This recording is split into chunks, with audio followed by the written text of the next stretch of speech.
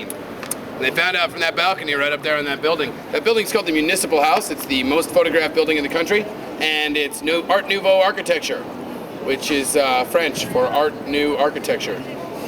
You're welcome. In that translation there.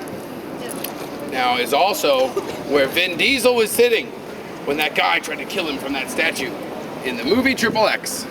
That's right, Vin Diesel, the amazing thespian whose immeasurable contributions to cinematography all over the world. It's wowed audiences across the globe. What's that famous Vin Diesel quote again? Oh yeah. Now, this is called the Powder Tower. It's called the Powder Tower because it's filled from the bottom to the top with cocaine.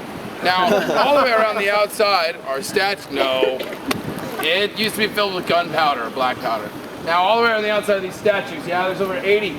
I've counted. It's creepy. By the way, we have more statues than any other city anywhere in the world. Not per square kilometer or per square mile per person. Like, just straight up, full stop, we got more than anybody else. Because it's just a ridiculous, I mean, just walk down any street and just look up any of the buildings. We put them all over the place. For no reason. They have a building over there.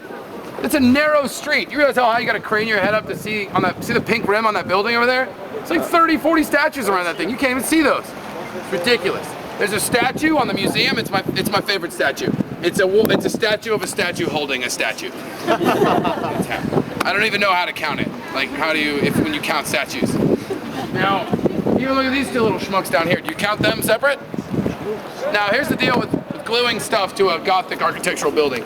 When you have Gothic architecture, you're allowed to glue crap to the building for as long as you want. And then you have two dates. You have the date that the structure was done, and then you have the date that they stopped adding crap to the building. So there's a building that we'll go see in a little while that they built the structure to it in the 1300s, and they didn't finish it until 1929. 600 years. And some guy is just last guy.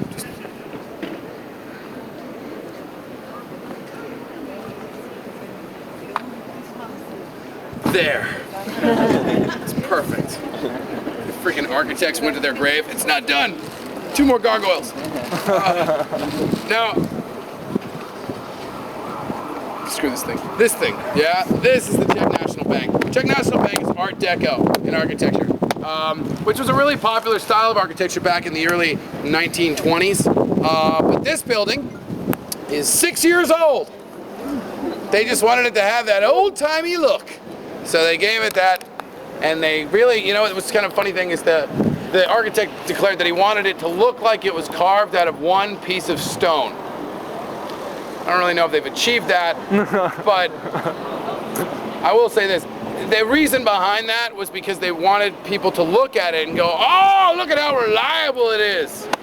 It's not just gonna grow wheels and roll away. Not like my last bank. Oh, there's something real respectable about that. There's these guys there. You traded in your unit for a couple of those things. I saw them, there's the airport security. I saw at the airport yesterday, they were doing like a training course with the cones, like 6 o'clock in the morning at the, where's the respect on that? You know, like Mounties on wheels, it's just, yeah, oh really? Really? He has the option to do that? That is so funny. Oh, you know what, now that sorry, I can make a funny connection between the airport and that Dubček story I just told you guys. So when they finally figured out where Prague was, they got on the radio with people and they were like, describe the city that you're in. Yeah, and they were like, okay, it's got a tower, leaning tower. Oh, okay, you're in Semčíc or whatever. And so they have a Czech person, some de facto person that would tell them where it was. And they would send a helicopter out to the tank and pick up the helicopter and fly it back to Prague. Because they couldn't give them road directions because they'd get lost. And they had all these tanks that they were stockpiling at the airport so they could invade. I swear to God they were doing this. And Prague Airport in 1968 was one of the most advanced airports in the world, and it had an electronic opening and closing door. Yeah? These became popular like 10 years later in the late 70s, but they had one in the 60s. And this thing was opening and closing, and the Russians had never seen one before, and they shot it down. They fired it, like, oh, don't worry, it's all good. I emptied my clip into this door. It's a glass door they thought was gonna chop them in half. at the airport. Yeah, that's awesome. Now let's go look at something that's actually interesting.